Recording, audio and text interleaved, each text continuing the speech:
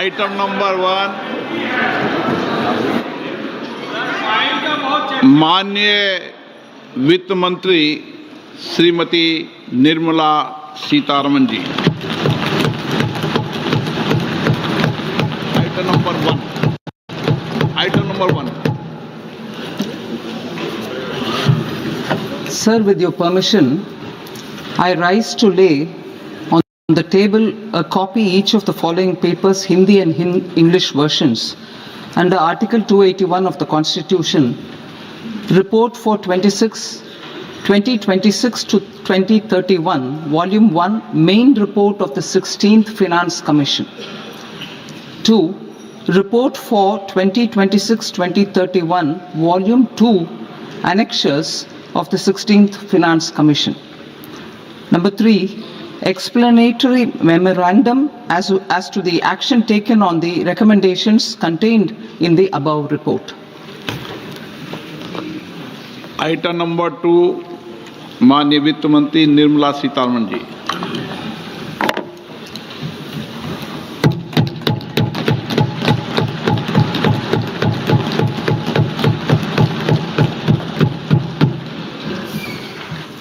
Honorable Speaker, sir, on the sacred occasion of Magh Purnima and the birth anniversary of Guru Ravidas, I present the budget for the year 2026-2027. Since we assumed office 12 years ago, India's economic trajectory has been marked by stability, fiscal discipline, sustained growth, and moderate inflation.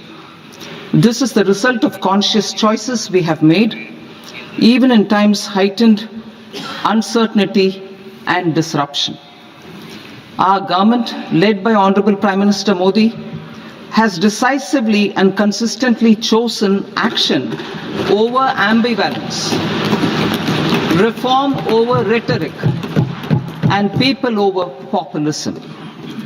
We have pursued far-reaching structural reforms, fiscal prudence and monetary stability, whilst maintaining a strong thrust on public investment. Keeping Atmanirbharta as a lodestar, we have built domestic manufacturing capacity, energy security, and reduced critical import dependencies. Simultaneously, we have ensured that citizens benefit from every action of the government, undertaking reforms to support employment generation, agricultural productivity, household purchasing power, and universal services to people. These measures have delivered a high growth rate of around 7% and helped us make substantial strides in poverty reduction and improvement in the lives of our people. Today, we face an external environment in which trade and multilateralism are imperiled and access to resources and supply chains are disrupted. New technologies are transforming production systems while sharply increasing demands on water, energy, and critical minerals. India will continue to take confident steps towards Vikasit Bharat, balancing ambition with inclusion. As a growing economy with expanding trade and capital needs, India must also remain deeply integrated with global markets, exporting more and attracting stable long-term investment. As I begin Part A, I want to express my gratitude to the people for standing firmly with us as we forge our way together towards becoming one of the largest economies of the world.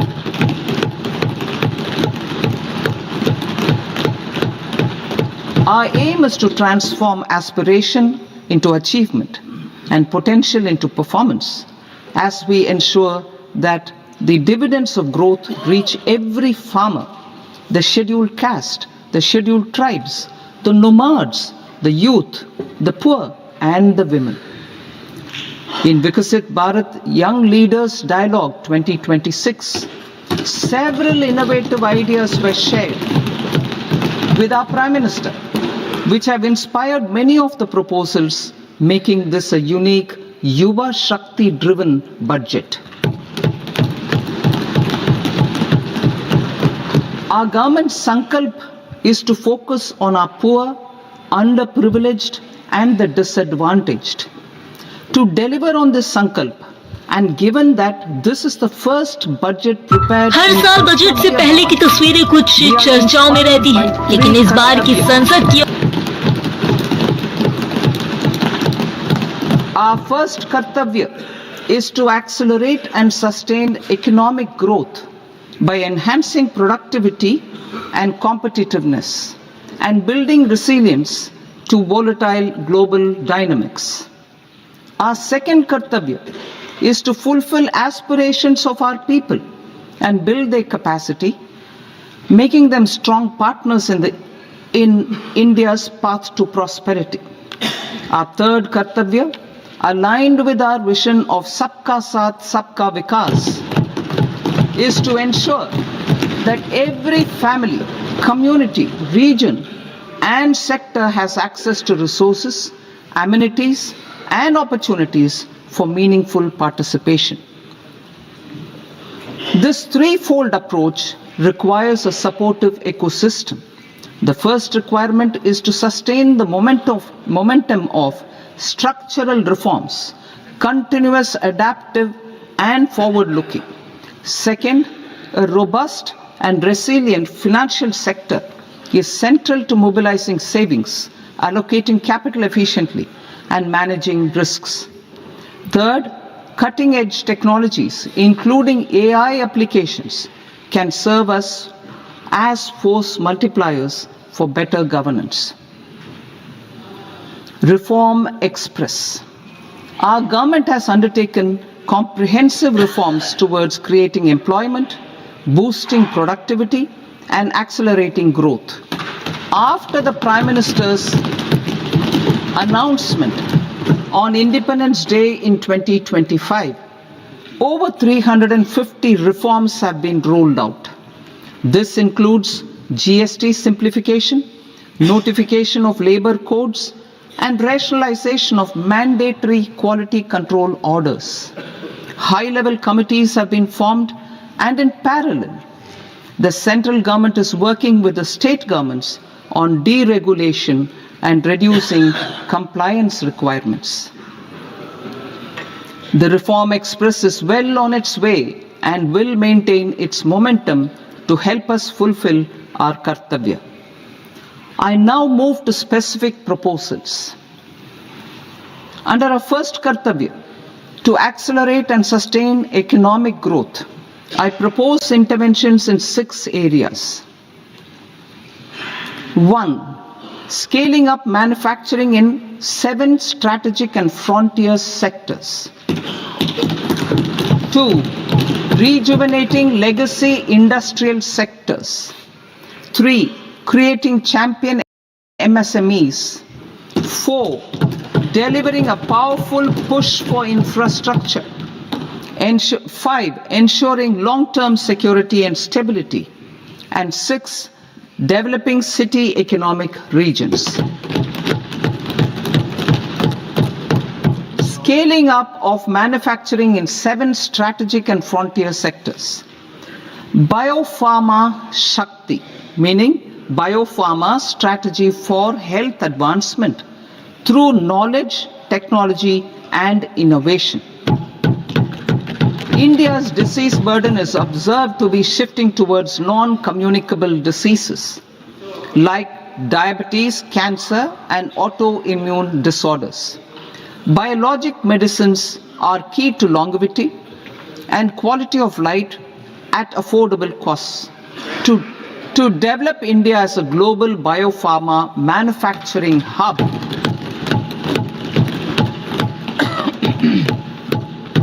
I propose the Biopharma Shakti with an outlay of 10,000 crores over the next 5 years. This will build the ecosystem for domestic production of biologics and biosimilars. The strategy will include a biopharma focused network with 3 new national institutes of pharmaceutical education and research, popularly known as NIPERS, and upgrading 7 existing ones. It will also create a network of 1,000 accredited India clinical trials sites. We propose to strengthen the Central Drug Standard Control Organization to meet global standards and approved timeframes through and approval timeframes through a dedicated scientific review cadre and specialists. India's Semiconductor Mission 1.0 expanded India's semiconductor sector capabilities. Building on this, we will launch ISM 2.0 to produce equipment and materials, design full-stack Indian IP, and fortify supply chains. We will also focus on industry-led research and training centers to develop technology and skilled workforce.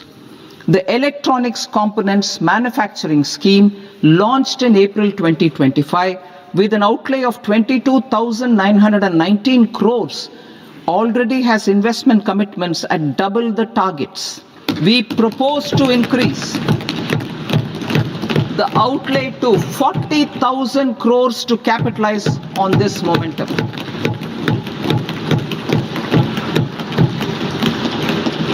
A scheme for rare earth permanent magnets was launched in 2025 November.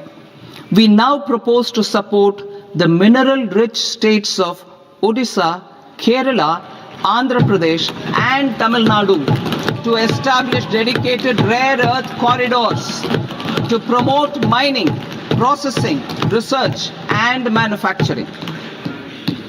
To enhance domestic chemical production and reduce import dependency, we will launch a scheme to support states in establishing 3 dedicated chemical parks through challenge route on a cluster-based plug-and-play model. Strong capital goods.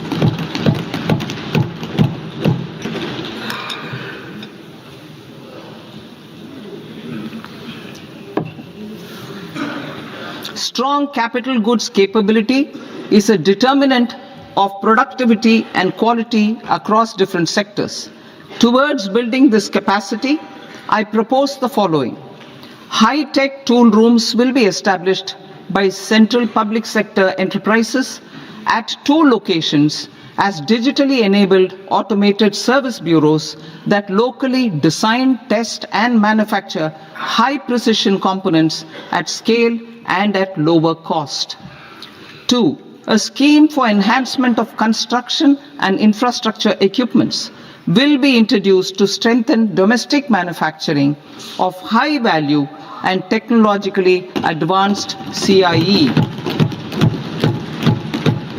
This can range from lifts in a multi-storied apartment or firefighting equipment in multiplexes, large or small, and to tunnel boring equipments for building metros and high-altitude roads. I also propose a scheme for container manufacturing to create a globally competitive container manufacturing ecosystem with a budgetary allocation of 10,000 crores over a 5-year period. For the labor-intensive textile sector, I propose an integrated program with 5 subparts. 1. The National Fiber Scheme for self-reliance in natural fibers, such as silk, wool and jute, man-made fibers, and new age fibers. Textile expansion and employment scheme to modernize traditional clusters with capital support for machinery, technology upgradation, and common testing and certification centers. 3. The National Handloom and Handicraft Program to integrate and strengthen existing schemes and ensure targeted support for weavers and artisans. Tex Eco Initiative to promote globally competitive and sustainable textiles and apparels. Samarth 2.0 to modernize the upgrade the textile skilling ecosystem through collaboration with industry and academic institutions. Further, I propose to set up mega textile parks in challenge mode. They can also focus on bringing value addition to technical textiles. I propose to launch the Mahatma Gandhi Gram Swaraj initiative to strengthen khadi, handloom and handicrafts. This will help in global market linkage and branding. It will streamline and support training, skilling, quality of process and production. This will benefit our weavers, village industries, one district, one product ODOP initiative and also our rural youth. India has the potential to emerge as a global hub for high quality, affordable sports goods. I propose a dedicated initiative for sports goods that will promote manufacturing, research and innovation in equipment design as well as material sciences. Rejuvenation of legacy industrial clusters. I propose to introduce a scheme to revive 200 legacy industrial clusters to improve their cost competitiveness and efficiency through infrastructure and technology upgradation. Creating champion SMEs and supporting micro enterprises. Recognizing MSMEs as a vital engine of growth, I propose a three-pronged approach to help them grow as champions. Equity support. I propose to introduce a dedicated 10,000 crores SME growth fund to create future champions, incentivizing enterprises based on select criteria. I also propose to top up the Self-Reliant India Fund set up in 2021 with 2,000 crores to continue support to micro enterprises and maintain their access to risk capital. Liquidity support. With TREDS, more than 7 lakh crore has been made available to MSMEs. To leverage its full potential, I propose 4 measures. 1. Mandate TREDS as the transaction settlement platform for all purchases from MSMEs by CPSEs, serving as a benchmark for other corporates. 2. Introduce a credit guarantee support mechanism through CGT MSE for invoice discounting on TREDS platform. 3. Link GEM with TREDS for sharing information with financiers about government purchases from MSMEs, encouraging cheaper and quicker financing. 4. Introduce TREDS receivables as asset-backed securities, helping develop a secondary market, enhancing liquidity and settlement of transactions. Professional support. Government will facilitate professional institutions such as the ICAI, ICSI, ICMAI to design short-term modular courses and practical tools to develop a cadre of corporate mitras, especially in Tier 2 and Tier 3 towns. These accredited para-professionals will help MSMEs meet compliance requirements at affordable costs. Infrastructure. During this past decade, our government has undertaken several initiatives for large-scale enhancement of public infrastructure, including through new financing instruments such as Infrastructure Investment Trust (InvITs) and Real Estate Investment Trust (REITs), and institutions like NIIF and NABFID. We shall continue to focus on developing infrastructure in cities with over 5 lakh population, that is Tier 2, Tier 3 cities, which have expanded to become growth centers. Public capital expenditure has increased manifold from 2 lakh crore in 2014-15 to an allocation of 11.2 lakh crore in BE 25-26. In this coming year, that is financial year 2026-27, I propose to increase it to 12.2 lakh crores to continue the momentum. To strengthen the confidence of private developers regarding risks during infrastructure development and construction phase, I propose to set up an infrastructure risk guarantee fund to provide prudentially calibrated partial credit guarantee to lenders. Over the years, rights have emerged as a successful instrument for asset monetization. I propose to accelerate recycling of significant real estate assets of the CPSEs through the setting up of dedicated rights.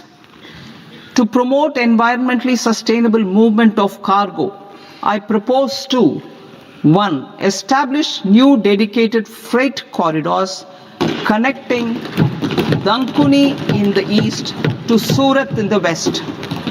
Operationalize 20 new national waterways over the next 5 years. Starting with National Waterways 5 in Orissa to connect mineral-rich areas of Talcher and Angul and industrial centers like Kalinga Nagar to the ports of Paradeep and Dhamra. Training institutes will be set up as regional centers of excellence for development of required manpower for these waterways. This will benefit youth in the entire stretch of the waterways to train and acquire skills. Further, a ship repair ecosystem catering to inland waterways will also be set up at Varanasi and Patna. And C. Launch a coastal cargo promotion scheme for incentivizing a modal shift from rail to road to increase the share of inland waterways and coastal shipping from 6% to 12% by 2047. To enhance last mile and remote connectivity and promote tourism, I propose to give incentives to indigenize manufacturing of seaplanes. A seaplane VGF scheme will be also introduced to provide support for operations. Carbon capture, utilization and storage.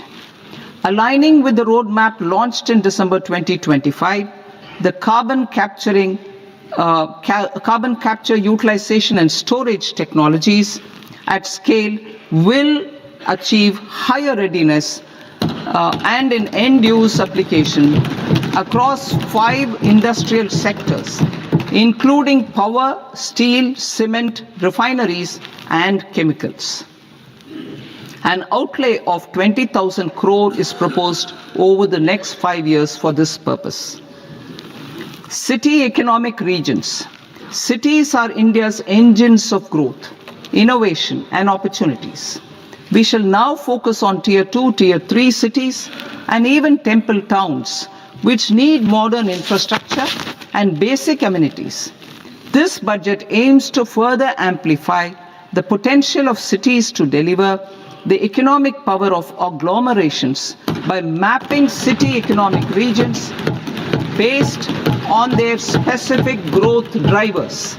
An allocation of 5,000 crore per CER over 5 years is proposed for implementing their plans through a challenge mode with a reform cum result based financing mechanism. In order to promote environmentally sustainable passenger systems, we will develop 7 high-speed rail corridors between cities as growth connectors, namely Mumbai to Pune, Pune to Hyderabad, Hyderabad to Bengaluru, Hyderabad to Chennai, Chennai to Bengaluru, Delhi to Varanasi, Varanasi to Siliguri.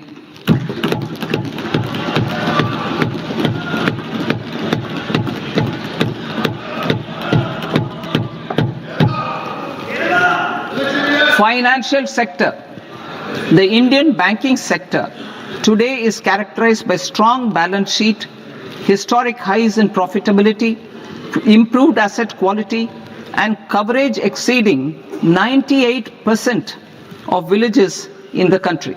At this juncture, we are well placed to futuristically evaluate the measures needed to continue on the path of reform-led growth of this sector. I propose setting up a high-level committee on banking for Vikasit Bharat. High-level committee on banking for Vikasit Bharat to comprehensively review the sector and align it with India's next phase of growth while safeguarding financial stability, inclusion, and consumer protection. The vision for NBFCs for Vikasit Bharat has been outlined with clear targets for credit disbursement and technology adoption in order to achieve scale and improve efficiency in the public sector NBFCs. As a first step, it is proposed to restructure the Power Finance Corporation and Rural Electrification Corporation. I propose a comprehensive review of the foreign exchange management non-debt instruments rules to create a more contemporary, user-friendly framework for foreign investments consistent with India's evolving economic priorities. Corporate bond market. I propose to introduce a market-making framework with suitable access to funds and derivatives on corporate bond indices. I also propose to introduce total return swaps on corporate bonds. Municipal bonds.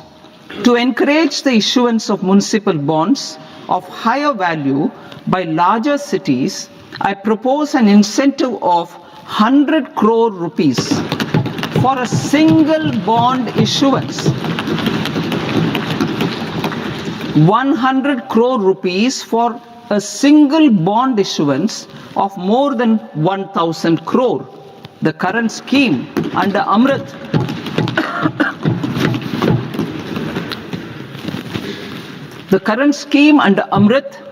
which incentivizes issuances up to 200 crores only, will also continue to support smaller and medium towns.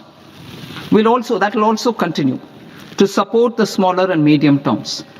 Ease of doing business. Individual persons resident outside India, PROI, will be permitted to invest in equity instruments of listed Indian companies through the portfolio investment scheme.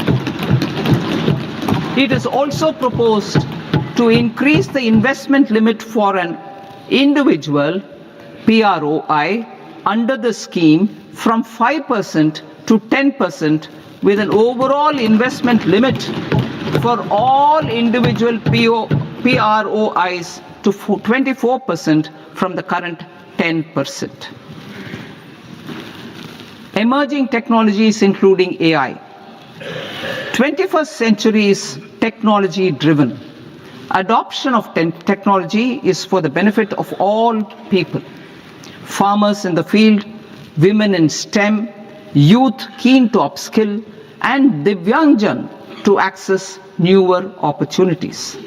The government has taken several steps to support new technologies through AI Mission, National Quantum Mission, Anusandhan National Research Fund, and Research and Development and Innovation Fund. Our second kartavya is to fulfill aspirations and build capacities. Close to 25 crore individuals have come out of multi-dimensional poverty through a decade of our government's sustained and reform-oriented efforts.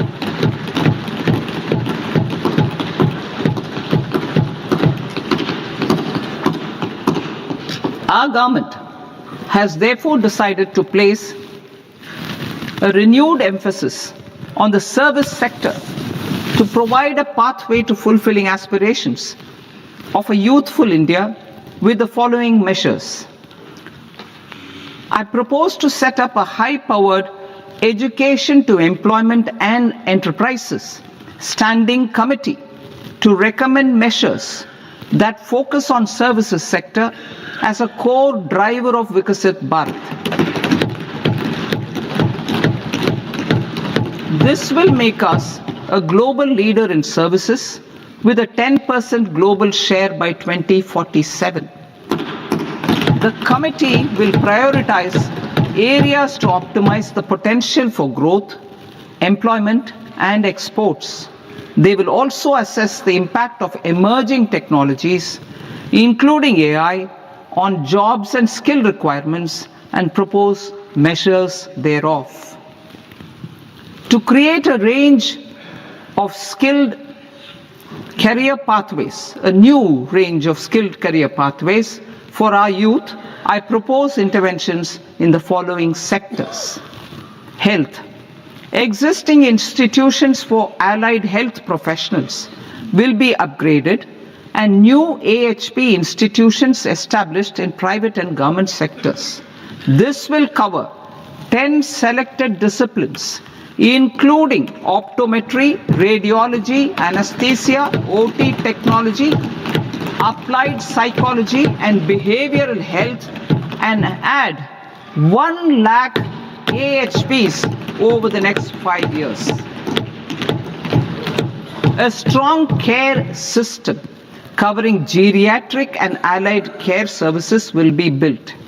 A variety of NSQF aligned programs will be developed to train multi-skilled caregivers, combining core care and allied skills such as wellness, yoga, and operation of medical assistive devices. In the coming year, 1.5 lakh caregivers will be trained.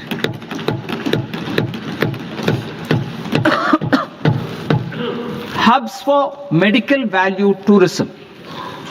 To promote India as a hub for medical tourism services, I propose to launch a scheme to support states in establishing 5 regional medical hubs in partnership with the private sector.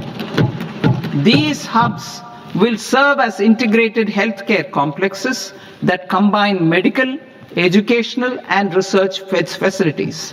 They will have Ayush centers, medical value tourism facilitation centers, and infrastructure for diagnostics, post-care, and rehabilitation. These hubs will provide diverse opportunities, job opportunities for health professionals, including doctors and AHPs. Ancient Indian yoga, already respected in several parts of the world, was given a mass global recognition when Honorable Prime Minister took it to the UN. Post-COVID, Ayurveda gained a similar global acceptance and recognition. Exporting quality Ayurveda products helps farmers who grow the herbs and youth who process the products. To meet growing global demand, a few more steps are being taken. I propose to 1. Set up 3 new All India Institutes of Ayurveda. 2. Upgrade Ayush pharmacies and drug testing labs for higher standards of certification ecosystem and make available more skilled personnel. 3. Upgrade the WHO Global Traditional Medicine Center in Jamnagar to bolster evidence-based research, training, and awareness for traditional medicine. Animal husbandry. Livestock contributes to close to 16% of farm income, including of poor and marginal households. To scale up availability of veterinary professionals by more than 20,000, I propose to roll out a loan-linked capital subsidy support scheme for establishment of veterinary and para-veterinary colleges, veterinary hospitals, diagnostic laboratories, and breeding facilities in private sector. Collaboration between Indian and foreign institutions will also be facilitated. Orange economy. India's animation, visual effects, gaming and comics sector, AVGC sector, is a growing industry projected to require 2 million professionals by 2030. I propose to support the Indian Institute of Creative Technologies, Mumbai, in setting up AVGC content creator labs in 15,000 secondary schools all over the country and 500 colleges. The Indian design industry is expanding rapidly, and yet there is a shortage of Indian designers. I propose to establish, through Challenge Route, a new National Institute of Design to boost design education and development in the eastern region of India.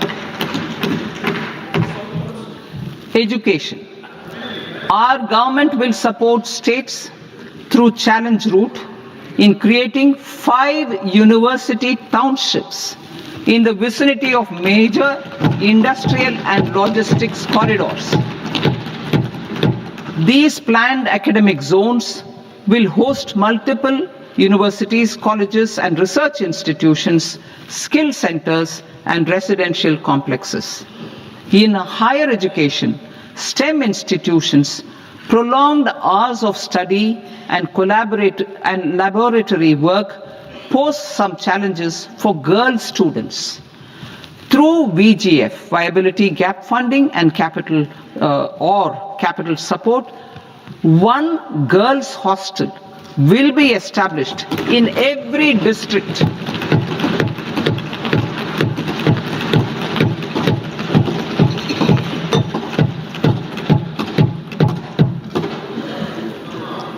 To promote astrophysics and astronomy via immersive experiences, 4 telescope infrastructure facilities will be set up or upgraded.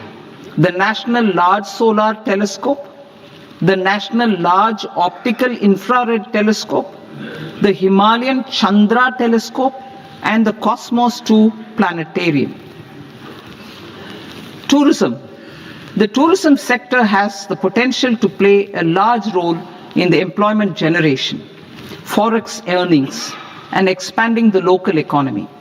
I propose to set up a National Institute of Hospitality by upgrading the existing National Council for Hotel Management and Catering Technology. It will function as a bridge between academia, industry, and government. I also propose a pilot scheme for upskilling 10,000 guides in 20 iconic tourist sites through a standardized, high-quality, 12-week training course in hybrid mode in collaboration with the Indian Institute of Management. A national destination digital knowledge grid will be established to digitally document all places of significance, cultural, spiritual, and heritage. This initiative will create a new ecosystem of jobs for local researchers, historians, content creators, and technology partners. India has the potential and opportunity to offer world-class trekking and hiking experience. We will develop ecologically sustainable mountain trails in Himachal Pradesh, Uttarakhand, and Jammu Kashmir. Also in Araku Valley in the Eastern Ghats and Podigai Malai in the Western Ghats. Turtle trails along key nesting sites in the coastal areas of Odisha Karnataka and Kerala. And 3. Bird watching trails along the Pulikat Lake in Andhra Pradesh, Tamil Nadu. It's on the border. Under the visionary leadership of Honorable Prime Minister, we established the International Big Cat Alliance in 2024. This year, India is hosting the first ever Global Big Cat Summit, where heads of governments and ministers from 95 range countries will deliberate on collective strategies for conservation.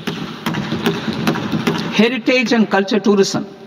I propose to develop 15 archaeological sites, including Lothal, Dolavira, Rakhi Gadi, Adichanallur, Saranath, Hastinapur, and Leh Palace into vibrant experiential cultural destinations. Excavated landscapes will be open to the public through curated walkways. Immersive storytelling skills and technologies will be introduced to help conservation labs, interpretation centers, and guides. The sports sector provides multiple means of employment, skilling, and job opportunities. Taking forward the systematic nurturing of sports talent, which is set in motion through the Khelo India program earlier, I propose to launch a Khelo India mission to transform the sports sector over the next decade. The mission will facilitate an integrated talent development pathway supported by training centers, which are foundational, intermediate, and elite levels. B, systematic development of coaches and support staff. C, integration of sports science and technology. D, competitions and leagues to promote sports culture and provide platforms. And E, development of sports infrastructure for training and competition. Our third Kartavya aligns with our vision of Sabka Saath, Sabka Vikas towards Vikasit Bharat.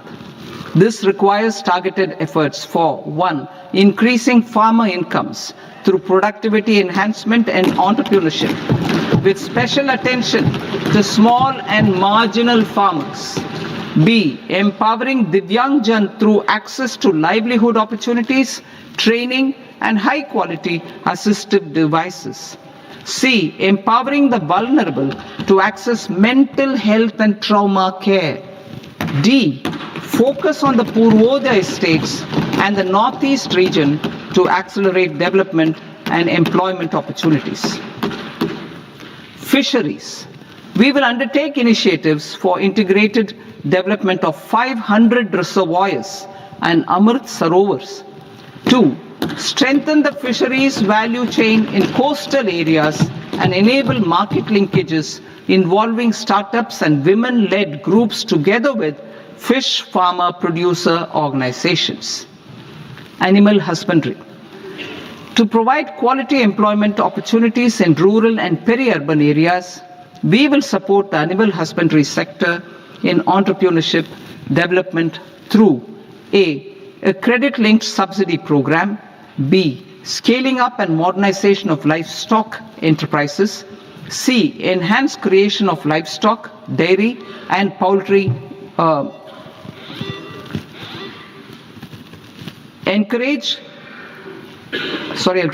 enhanced creation of livestock, dairy, and poultry-focused integrated value chains, and D, encourage creation of livestock farmer producer organizations.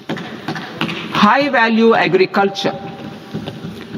To diversify farm outputs, increase productivity, enhance farmers' incomes, and create new employment opportunities, we will support high-value crops such as coconut, sandalwood, cocoa, cashew in the coastal areas, agar trees in northeast, and nuts such as almonds, walnuts, and pine nuts in our hilly regions.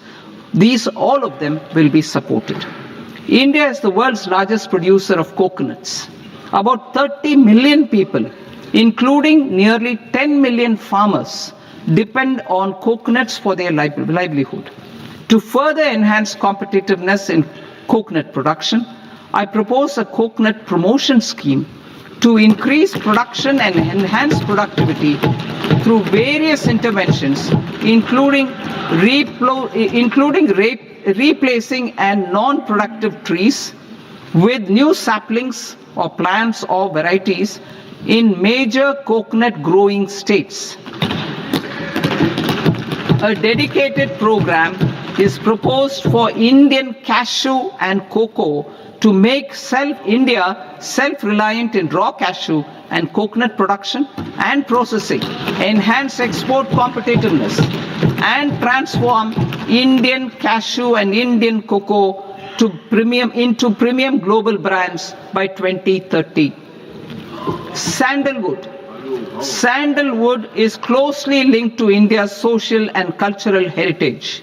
Our government will partner with state governments to promote focused cultivation and post-harvest processing to restore the glory of the Indian sandalwood ecosystem, to rejuvenate old, low-yielding orchards and expand high-density cultivation of walnuts, almonds, and pine nuts. We will support a dedicated program to enhance farmer incomes and in bringing value addition by engaging youth.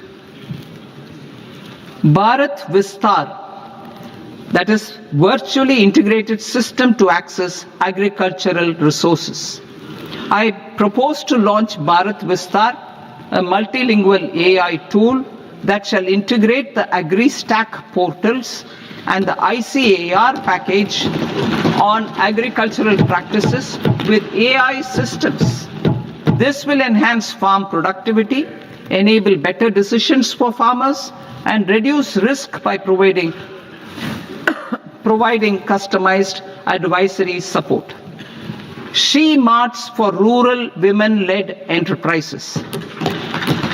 Building on the success of Lakpati Didi program, I propose to help women take the next step from credit-linked livelihoods to being owners of enterprises.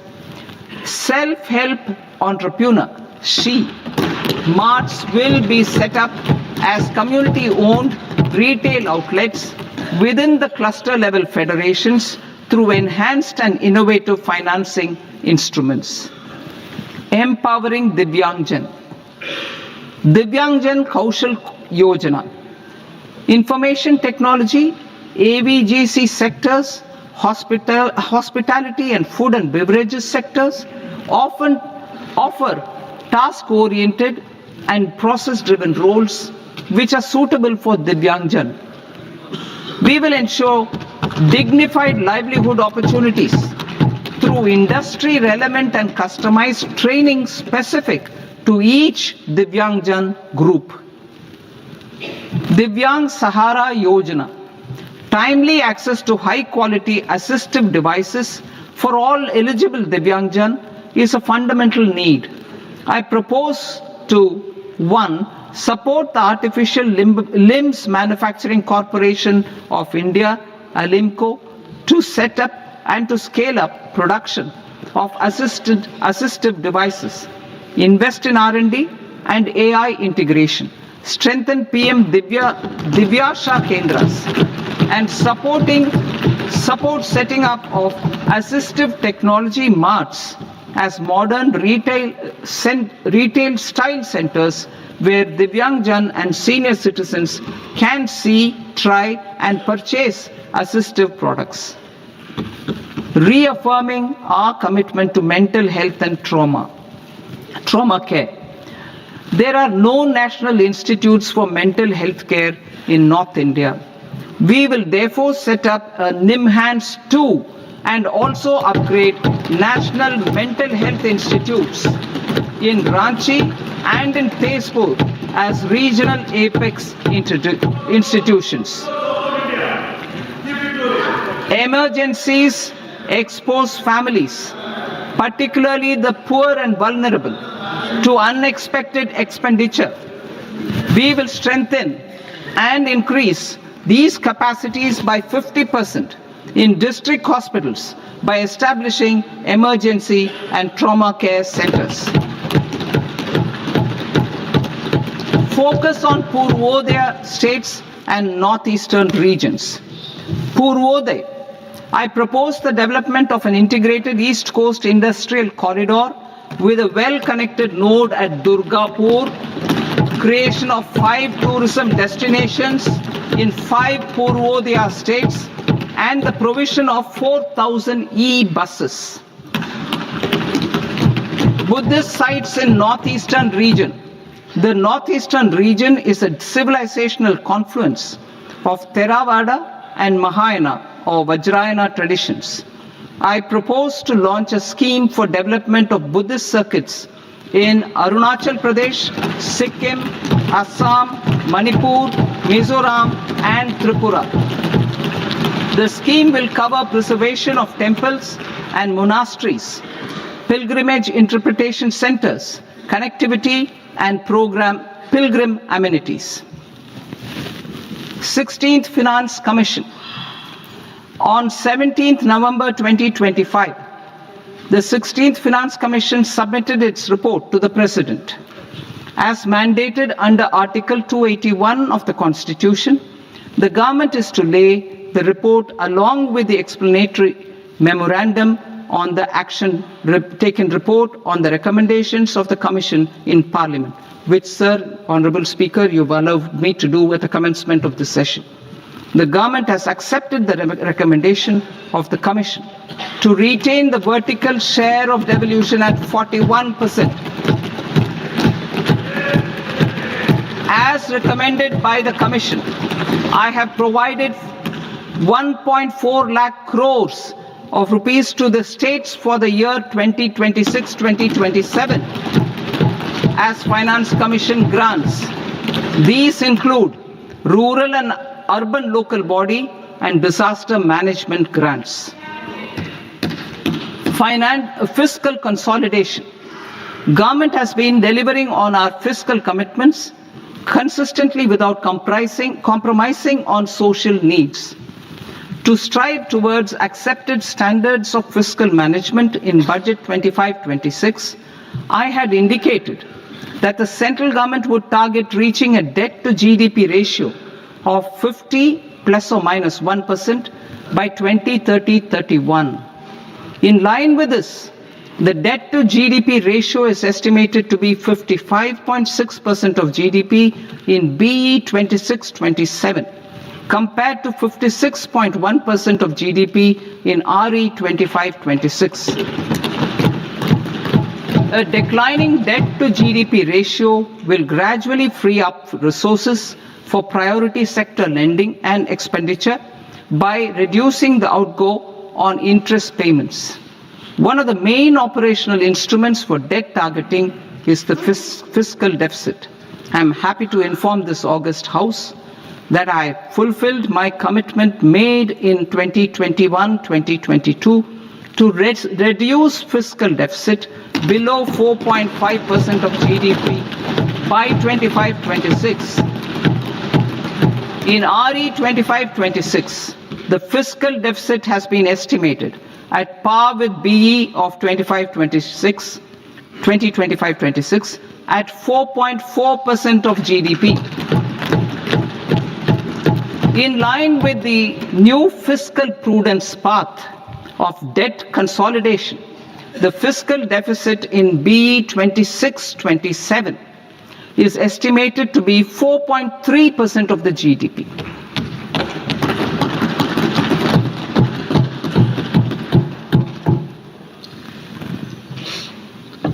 The revised estimates of the non-debt receipts are 34 lakh crore rupees, of which the centre's net tax receipts are 26.7 lakh crore. The revised estimate of the total expenditure is 49.6 lakh crore rupees, of which the capital expenditure is about 11 lakh crores. Budget estimates 2026 to 2027. Coming to 26-27, the non-debt receipts and the total expenditure are estimated as 36.5 lakh crore and 53.5 lakh crore respectively. The centre's net tax receipts are estimated at 28.7 lakh crore rupees. To finance the fiscal deficit, the net market borrowings from dated securities are estimated at 11.7 lakh crore rupees. The balance financing is expected to come from small savings and other sources. The gross market borrowings are estimated at 17.2 lakh crore rupees. I'll now move to Part B. Part B, direct taxes.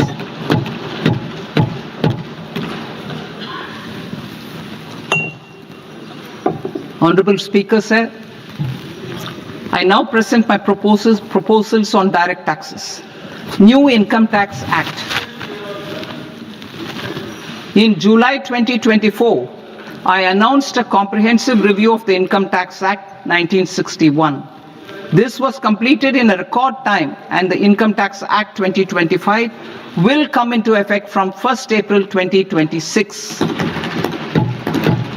The simplified income tax rules and forms will be notified shortly, giving adequate time to taxpayers to acquaint themselves with its requirements. The forms have been redesigned such that ordinary citizens can comply without difficulty. Ease of living. I propose that any interest awarded by the Motor Accident Claims Tribunal to a natural person will be exempt from income tax, and any TDS on this account will be done away with.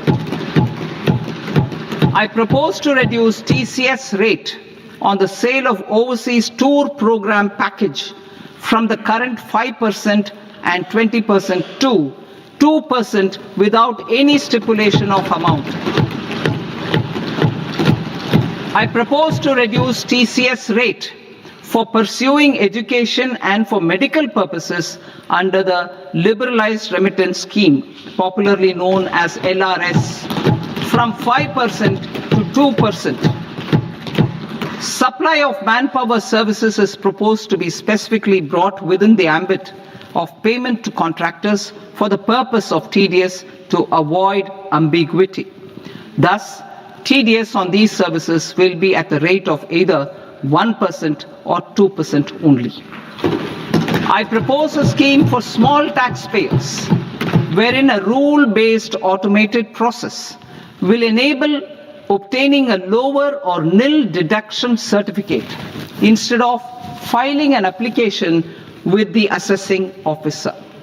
For the ease of taxpayer holding securities in multiple companies, I propose to enable depositories to accept Form 15G or Form 15H from the investor and provide it directly to various relevant companies. I propose to extend time available for revising returns from 31st December to up to 31st March with the payment of a nominal fee. I also propose to stagger the timeline for filing of tax returns. Individuals with ITR 1 and ITR 2 returns will continue to file till 31st July, and non-audit business cases or trusts are proposed to be allowed time till 31st August. TDS on sale of immovable property by a non-resident is proposed to be deducted and deposited through resident buyers and his or her PAN-based challan instead of requiring a TAN, which is a temporary accounting number. To address practical issues of small taxpayers like students, young professionals, tech employees, relocated NRIs, and such others, I propose to introduce a one-time 6-month foreign asset disclosure scheme for these taxpayers to disclose income or assets below a certain size. This scheme would be applicable for two categories of taxpayers, namely A, who did not disclose their overseas income or assets, and B, who disclose their overseas income and or paid due tax but could not declare the asset acquired. For category A, the limit of undisclosed income or asset is proposed to be up to 1 crore rupees. They need to pay 30% of fair market value of asset or 30% of undisclosed income as tax and 30% as additional income tax in lieu of penalty and would thereby get immunity from prosecution. For category B, asset value is proposed to be up to 5 crore rupees. Here, immunity from both penalty and prosecution will be available with a payment of fee of 1 lakh rupees. Rationalizing penalty and prosecution. Multiplicity of proceedings are hindrance to the ease of doing business. I propose to integrate assessment and penalty proceedings by way of a common order for both. There will be no interest liability on the taxpayer on the penalty amount for the period of appeal before the first appellate authority, irrespective of the outcome of appeal process. Further,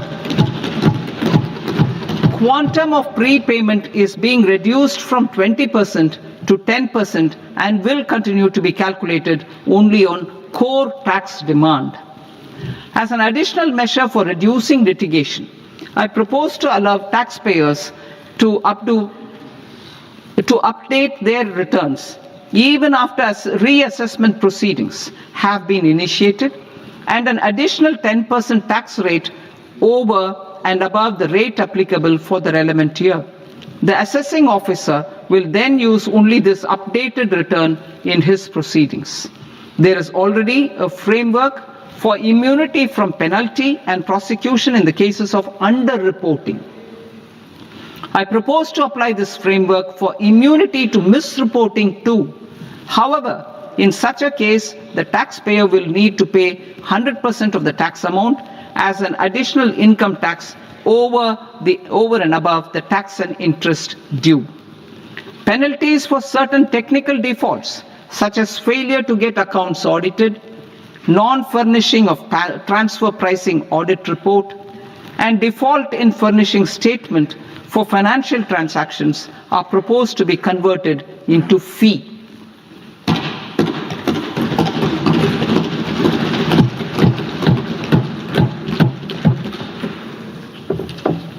I propose to rationalize prosecution framework under Income Tax Act while maintaining a careful balance for deterrence in some serious offence.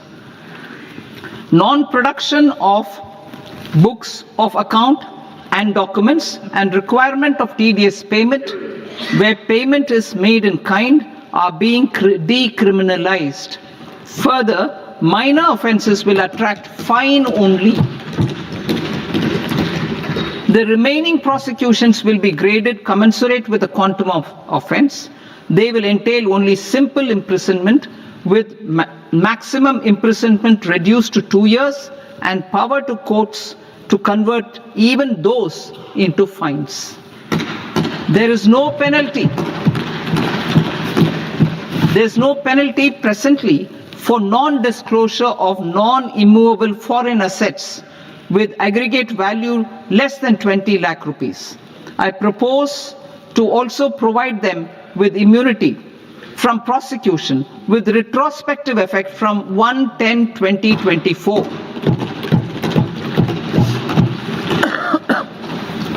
Cooperatives. Deduction is already allowed to a primary cooperative society engaged in supplying milk, oil seeds, fruits or vegetables raised or grown by its members. I propose to extend this deduction to also include supply of cattle feed and cotton seed produced by its members. I propose to allow inter-cooperative society dividend income as deduction under the new tax regime to the extent it is further distributed to its members. I further propose to allow exemption for a period of 3 years to dividend income received by a notified national cooperative federation on their investments made in companies up to 31/1 2026. This exemption would be allowed only for dividends further distributed to its member cooperatives. Supporting IT sector as India's growth engine. India is a global leader in software development services, IT-enabled services, knowledge process outsourcing services, and contract R&D services relating to software development. These businesses and their segments are quite interconnected with each other.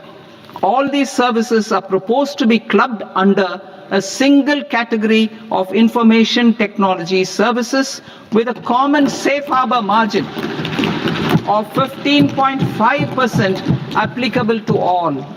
The threshold for availing safe harbor for IT services is being enhanced substantially from 300 crore rupees to 2,000 crore rupees. Safe harbor for IT services shall be approved by an automated rule-driven process without any need for tax officer to examine and accept the application. Once applied by an IT services company, the same safe harbor can be continued for a period of 5 years at a stretch at its choice. For IT services companies who want to conclude advanced pricing agreement, APA, I propose to fast-track unilateral APA process for IT services and endeavor to conclude it within a period of 2 years. The period of 2 years can be extended by a further period of 6 months on taxpayers' request.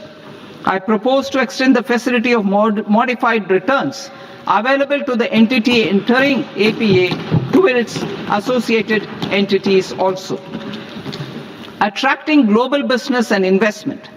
Recognizing the need to enable critical infrastructure and boost investment in data centers, I propose to provide tax holiday till 2047 to any foreign company that provides cloud services to customers globally by using data center services from India.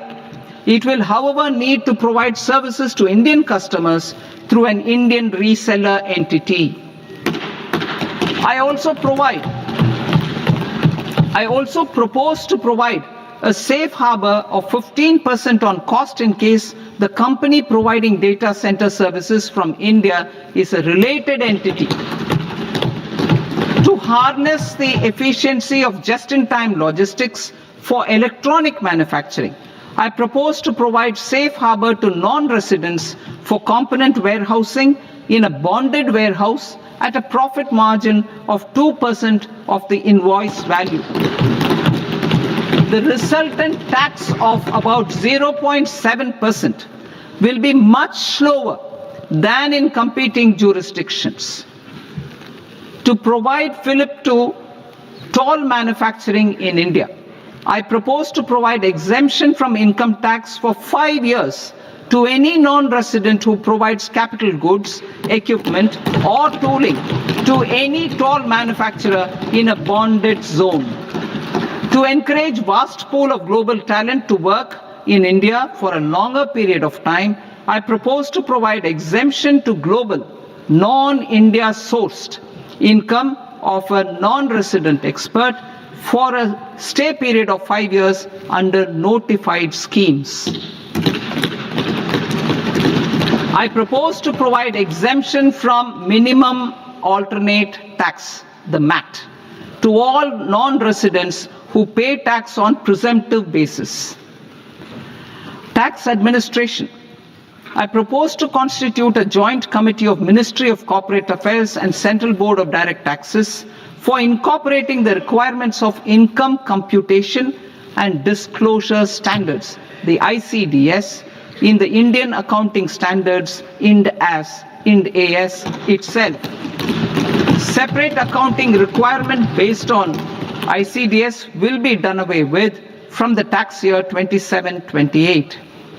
To support Prime Minister Modi's vision of homegrown accounting and advisory firms to become global leaders, I propose to rationalize the definition of accountant for the purposes of safe harbor rules. Other tax proposals.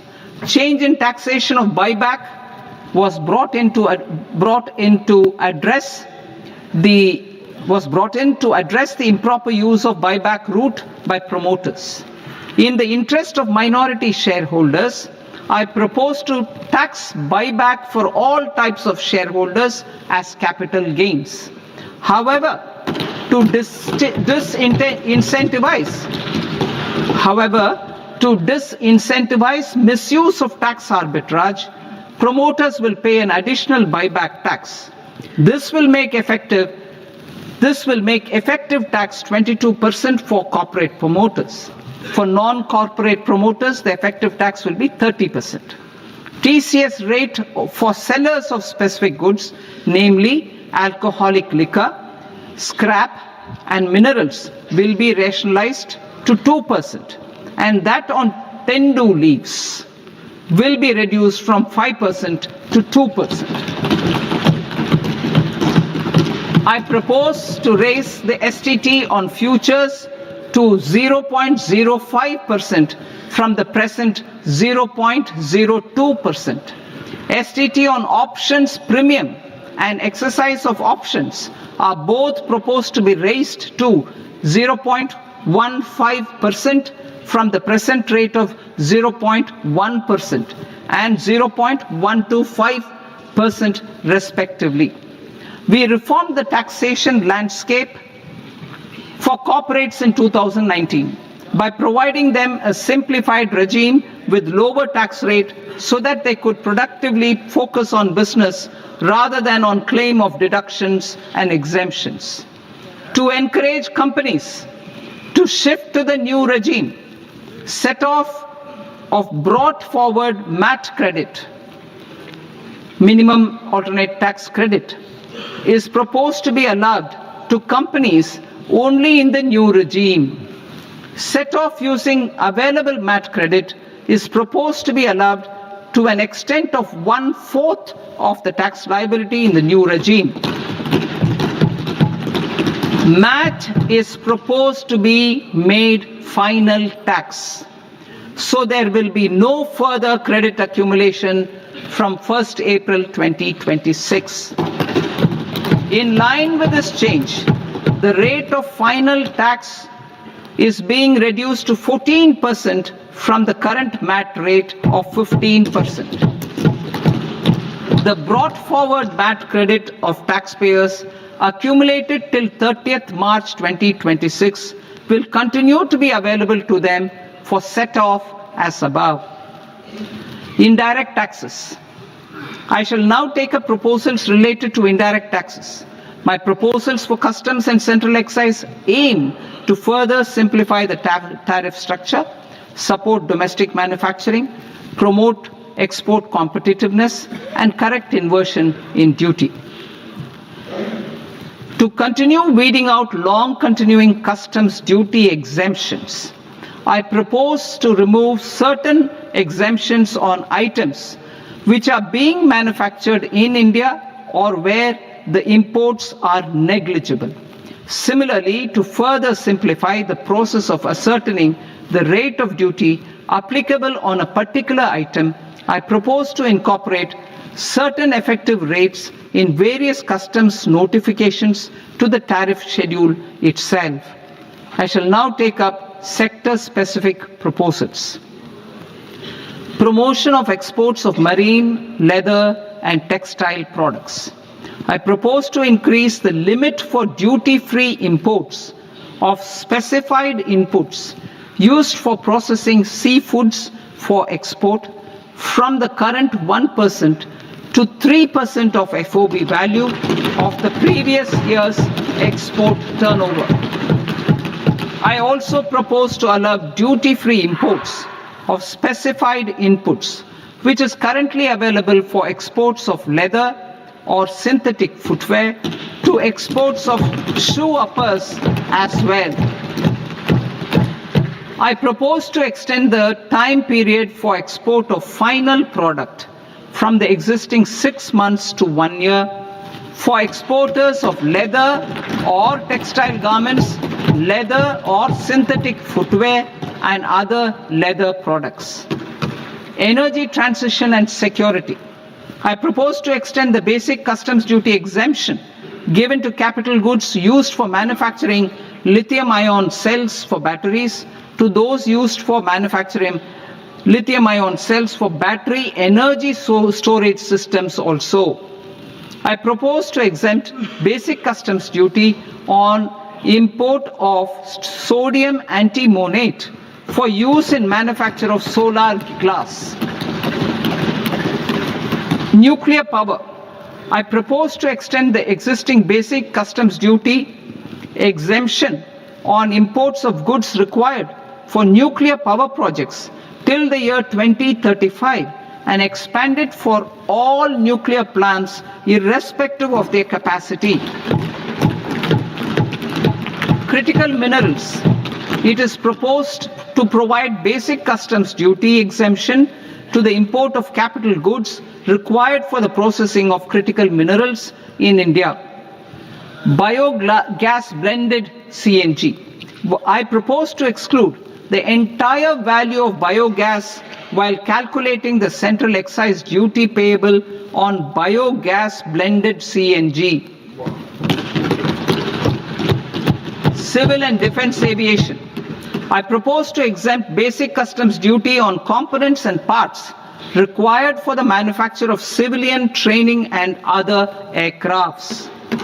It is proposed to exempt basic customs duty on raw materials imported for the manufacture of parts of aircraft to be used in maintenance, repair, or overall requirements by units in the defense sector. Electronics. To deepen value addition in the consumer electronics sector, I propose to exempt basic customs duty on specified parts used in the manufacture of microwave ovens. Special economic zone. To address the concerns arising about utilization of capacity by manufacturing units in the special economic zones due to global trade disruptions, I propose as a special one-time measure to facilitate sales by eligible manufacturing units in SEZs to the domestic tariff area at concessional rates of duty. The quantity of such sales will be limited to a prescribed proportion of their exports. Necessary regulatory changes will be undertaken to operationalize the measures while ensuring level playing field for the units working in the DTA. Ease of living. To rationalize the customs duty structure for goods imported for personal use, I propose to reduce the tariff rate on all dutiable goods imported for personal use from 20% to 10%. To provide relief to patients, particularly those suffering from cancer, I propose to exempt basic customs duty on 17 drugs or medicines. I propose also to add 7 more rare diseases for the purposes of exempting import duties on personal imports of drugs, medicines, and food for special medical purposes used in their treatment. Customs process. India's role and share in the global trade is poised for a major leap in line with our ambition and journey towards Vikasit Bharat. In this regard, I propose many measures for custom processes to have minimal intervention for smoother and faster movement of goods and greater certainty to the trade.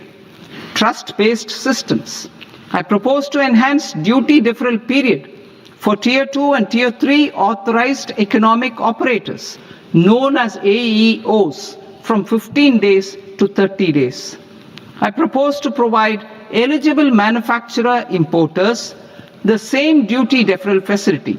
This should encourage them to get themselves accredited as a full-fledged Tier 3 AEO in due course. To provide greater certainty and for better business planning, I propose to extend validity period of advance ruling binding on customs from the present 3 years to 5 years. In the spirit of the whole of government approach,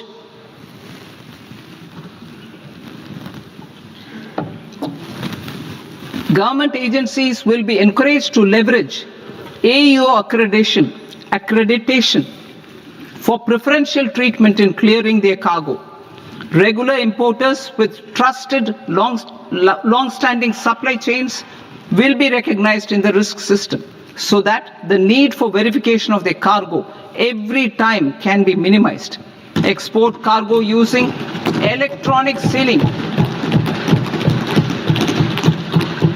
Export cargo using electronic sealing will be provided through clearance from the factory premises to the ship.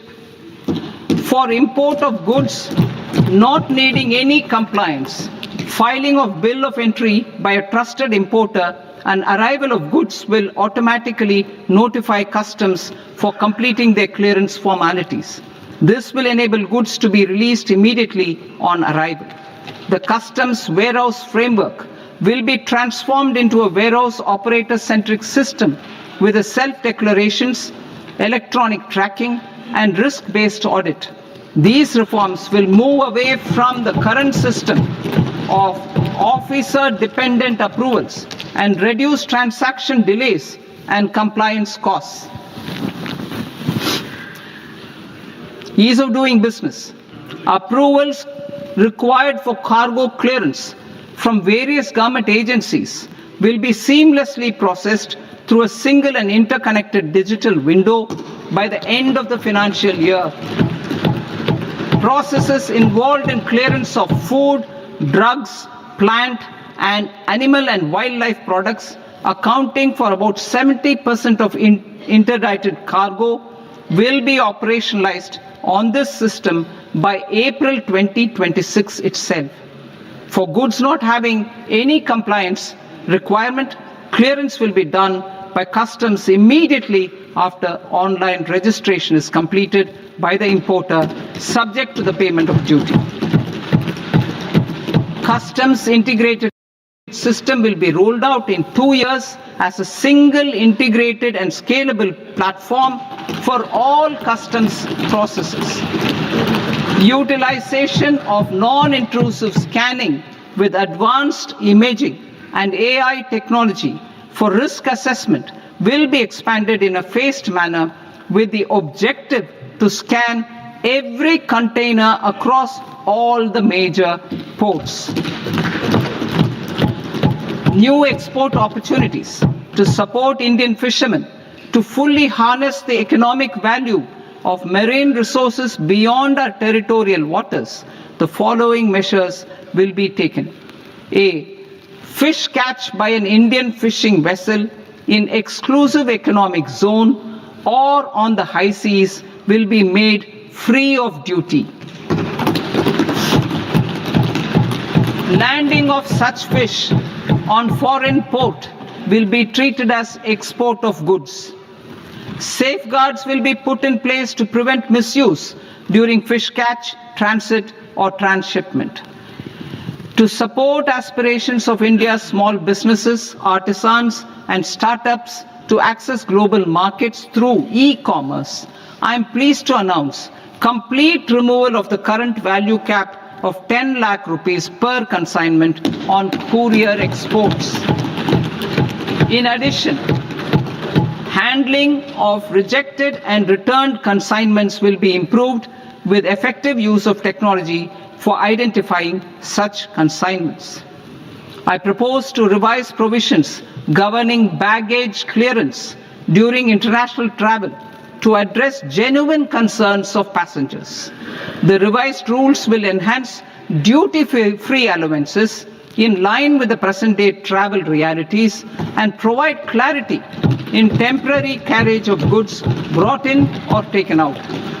There are honest taxpayers who are willing to settle disputes by paying all their dues, but they get deterred due to negative connotation associated with penalty. I they will now be able to close cases by paying an additional amount in lieu of penalty. Honorable Speaker, sir, with this, I commend the budget to this august House. Jai Hind.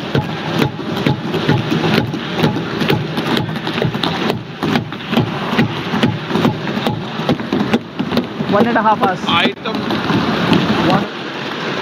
Item number 3 माननीय वित्त मंत्री जी।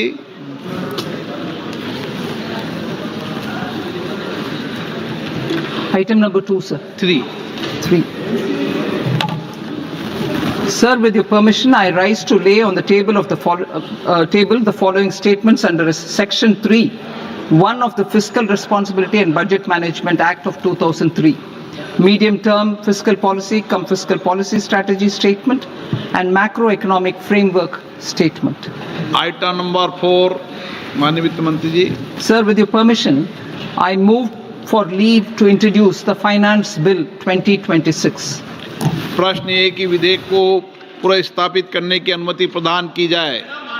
जो सदस्य इस पक्ष में हाँ गए, जो सदस्य विरोध में ना गए, मेरे विचार में निर्णय हाँ वालों के पक्ष में, हाँ वालों के पक्ष में अनुमति प्रदान की जाती है। माननीय मंत्री जी, अब विधेयक पुनर्स्थापित करें। Sir, I introduce the bill. माननीय सदस्यगण, आपको सूचित किया जाता है कि माननीय वित्त मंत्री जी के बजट भाषण की कॉपी पब्लिकेशन काउंटर पर ली जाती है। बजट भाषण और बजट से संबंधित दस्तावेज आपके मोबाइल फोन और मेंबर पोर्टल्स पर ही उपलब्ध है। सभा की कार्रवाई कल सोमवार दिनांक 2 फरवरी 2026 को प्राप्त 11 बजे तक के लिए स्थगित की जाती है।